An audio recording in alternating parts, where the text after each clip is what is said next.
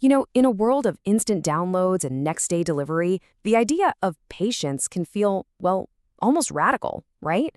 But it's this quiet strength, this force that ancient wisdom really understood on a deep level. So let's spend the next few minutes diving into what that wisdom can teach us today. Okay, check out this incredible African proverb.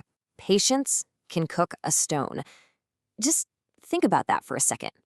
It suggests that with enough time and persistence, you can achieve something that seems completely impossible.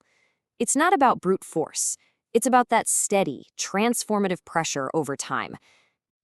To really get a handle on this power, let's use a super simple metaphor: planting a seed. Every great achievement, every single long-term goal you can think of, it all starts as this tiny, almost insignificant little seed. An idea, an action, that very first step. And that leads right into this idea. Planting a tree, it's this incredible act of faith. You're putting something small into the ground, not for some immediate reward, but because you trust in a future that you can't even see it. It's the ultimate investment in tomorrow. So take a moment and really think about it. What's your seed? Is it that career change you're working toward? A new skill you're trying to learn? Maybe a relationship you're nurturing? Every single one of those things requires you to believe in a tomorrow where that little seed has finally grown. But let's be real for a second. Believing in tomorrow is one thing. Actually waiting for it to arrive is something else entirely. That journey, the time between planting the seed and actually seeing it sprout, that part can be incredibly challenging. The philosopher Jean-Jacques Rousseau just nailed it with this quote: "Patience is bitter, but its fruit is sweet." This really gets to the heart of the whole thing. It totally acknowledges the discomfort, the frustration, and the difficulty of that waiting period. So this highlights a fundamental tension, doesn't it? On one side, you've got the bitter wait, and it's full of uncertainty and a lot of effort. And on the other, you have the sweet reward that hopefully makes it all worth it. They're two sides of the same coin. You really can't have one without the other. And this is just so, so important. There's an unavoidable gap between your action and the result. Trying to force that fruit to appear on the very day you plant the seed, that's just a recipe for frustration. Growth, you have to remember, has its own timeline. Okay, so if we have to wait, what are we supposed to do in the meantime? This is where I think a lot of us get it wrong. Patience isn't about just sitting on our hands and doing nothing. It's actually a very active, attentive process. It's the work of tending to the seed we planted. Let's actually give it a name: active patience. This is more than just a mindset. It's a real psychological strategy. It turns that agonizing void of waiting into a period of purpose. So instead of feeling helpless, you're taking back control. You aren't just letting time pass, you're cultivating potential, checking the soil, providing water, protecting the sprout. This is how you master delayed gratification.